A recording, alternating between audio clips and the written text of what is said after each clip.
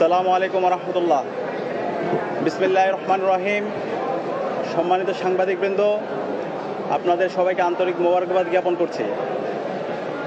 ডাকসু নির্বাচনে জয় অথবা পরাজয়ের কিছু নেই। ডাকসু নির্বাচনের মাধ্যমে জুলাইয়ের প্রজন্ম বিজয়ী হয়েছে। ডাকসু নির্বাচনের মাধ্যমে ঢাকা বিশ্ববিদ্যালয়ের শিক্ষার্থীরা বিজয়ী হয়েছে এবং ডাকসু নির্বাচনের মাধ্যমে জুলাইয়ের আকাঙ্ক্ষা বিজয় হয়েছে, শহীদদের আকাঙ্ক্ষা বিজয় হয়েছে। সে কারণে আমরা শুরুতেই শ্রদ্ধার সাথে স্মরণ করছি জুলাই বিপ্লবের সকল শহীদদের, যাদের মাধ্যমে আজকে আমরা ফ্যাসিবাদ মুক্ত বাংলাদেশ পেয়েছি এবং আজকে আমরা প্রতিটি ক্যাম্পাসে ক্যাম্পাসে গণতান্ত্রিক পরিবেশ পেয়েছি।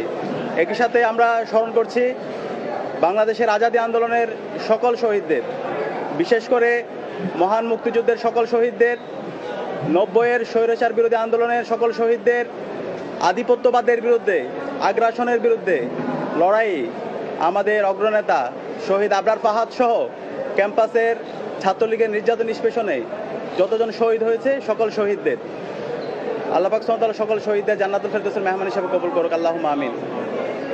প্রিয় উপস্থিতি, ডাকসু নির্বাচনের মাধ্যমে ঢাকা বিশ্ববিদ্যালয়ের শিক্ষার্থীরা আমাদের উপর নেতৃত্বের আমানত রেখেছে।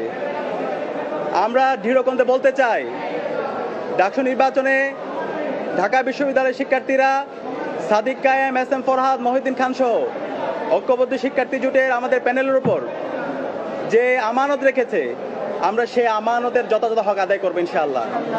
আমরা কথা দিচ্ছি, আমাদের শিক্ষার্থীদের যে স্বপ্নের ক্যাম্পাস, সেই স্বপ্নের ক্যাম্পাস বিনির্মাণ না হওয়ার আগ পর্যন্ত আমরা থামবো না, আমরা আমাদের লড়াই চালিয়ে যাবো ইনশাআল্লাহ। আমি ডাকসুর ভিপি হিসাবে আপনাদেরকে আমি পরিচয় দিতে চাই না, ঢাকা বিশ্ববিদ্যালয়ের শিক্ষার্থীদের কাছে আমি ডাকসুর ভিপি হিসাবে পরিচয় দিতে চাই না। আমি আমার বোনের একজন ভাই হিসাবে আমাকে পরিচয় দিতে চাই, আমার একজন ছোট ভাইয়ের বড় ভাই হিসাবে আমি পরিচয় দিতে চাই, আমার একজন বড় ভাইয়ের স্নেহের ছোট ভাই হিসাবে পরিচয় দিতে চাই, আমার বন্ধুর একজন বন্ধু হিসেবে পরিচয় দিতে চাই, আমার শিক্ষকের একজন ছাত্র হিসাবে আমি আমাকে পরিচয় দিতে চাই। আমি কথা দিচ্ছি, সাদিক কায়েমকে আপনারা যেভাবে দেখেছেন, ডাকসুর ভিপি হওয়ার পরে তার কোনো পরিবর্তন হবে না ইনশাআল্লাহ। শিক্ষার্থীদের যে কোনো সমস্যা, ব্যক্তিগত সমস্যা, পারিবারিক সমস্যা, ক্যাম্পাসের বাইরে যে কোনো সমস্যায় তার পরিবার যেভাবে পাশে থাকে, আমরা ইনশাআল্লাহ কথা দিচ্ছি ঢাকা বিশ্ববিদ্যালয়ের প্রতি শিক্ষার্থীর পাশে আমরা আমাদের সবটুকু দিয়ে পাশে থাকবো ইনশাআল্লাহ। প্রিয় উপস্থিতি, আমরা এই ডাকসু নির্বাচনের দেখতে পেয়েছি, নির্বাচন আয়োজন করার জন্য আমাদের বিশ্ববিদ্যালয়ের শিক্ষার্থী